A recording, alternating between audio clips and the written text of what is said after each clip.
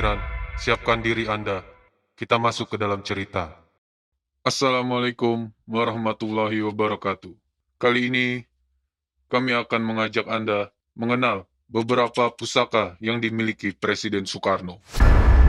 Presiden Soekarno dikenal sebagai seorang yang visioner dan rasional. Meski begitu, kehidupan sehari-hari sang proklamator tidak bisa dilepaskan dari hal-hal yang bersifat spiritual dan budaya.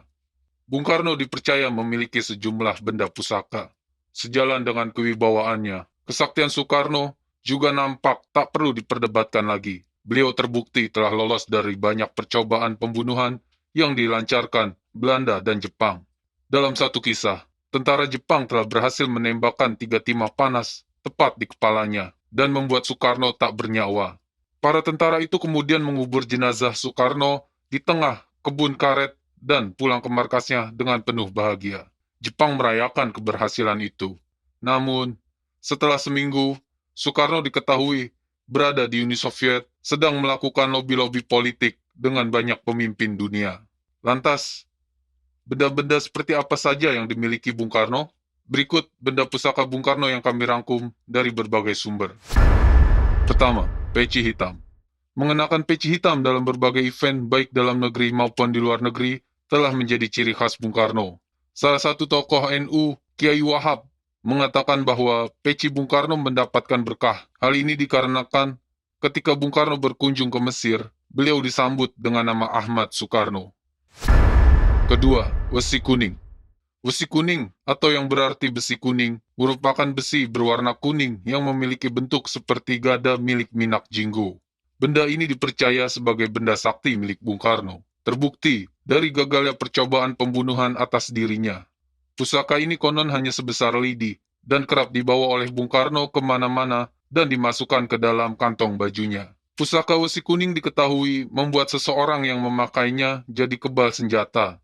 Selain itu, gangguan secara fisik ataupun supranatural tak akan bisa diberikan karena akan mental dengan kesaktian pusaka yang selalu dibawa oleh Bung Karno. 3. Tongkat komando.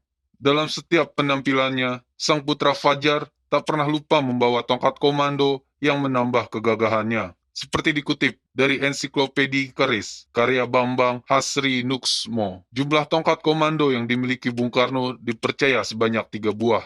Tongkat komando yang dibuat dari kombinasi kayu, gading, dan perak berukir itu konon berisi sebilah tombak kecil yang sakti mandraguna.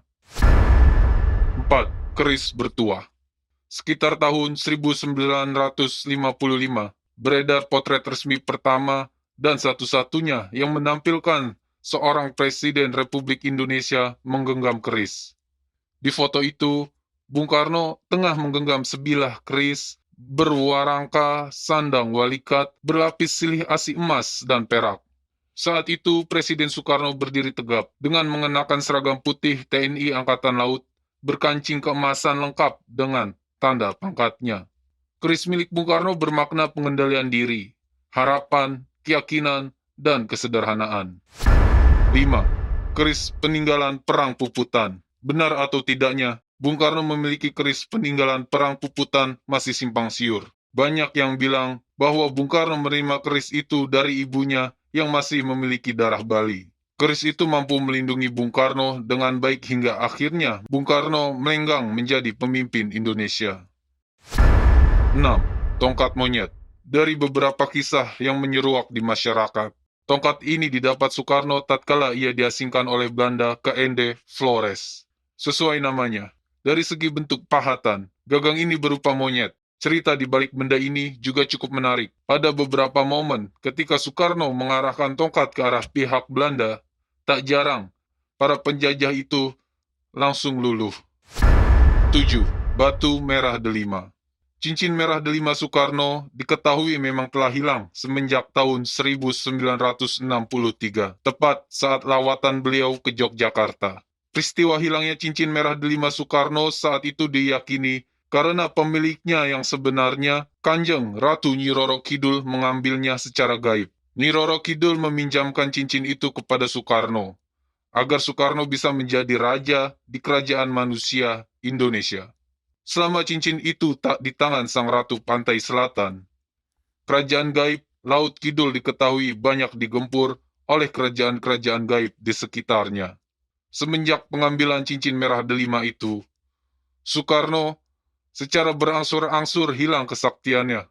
Beliau pada akhirnya dengan mudah dijatuhkan oleh lawan politiknya, Soeharto, dengan tipu daya yang amat terstruktur dan sistematis. 8. Ajian Lembu Sakilan. Presiden pertama dari Indonesia ini dikatakan mampu menghindari banyak sekali mara bahaya lantaran memiliki sebuah ajian bernama Lembu Sekilan.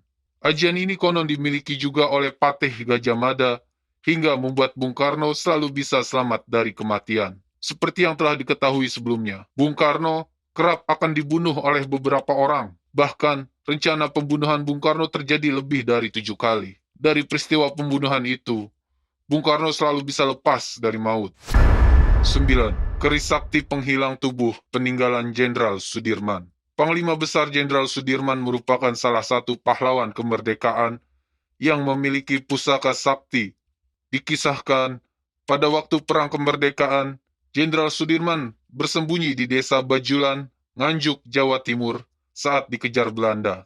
Beliau bersembunyi di sebuah rumah milik penduduk bernama Kedah, dan tiba-tiba terdengar suara pesawat yang mulai mendekat ke arah desa tersebut.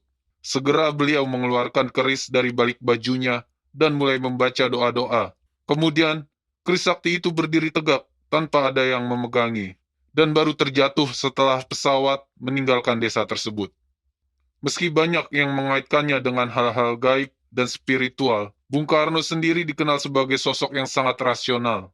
Menurut istrinya, Ibu Fatmawati, Bung Karno tidak pernah percaya soal-soal gaib. Benda-benda tersebut hanyalah sebuah pusaka yang bukan untuk disembah. Karena segala kekuatan dan perlindungan hanya datang dari Allah Subhanahu wa Ta'ala.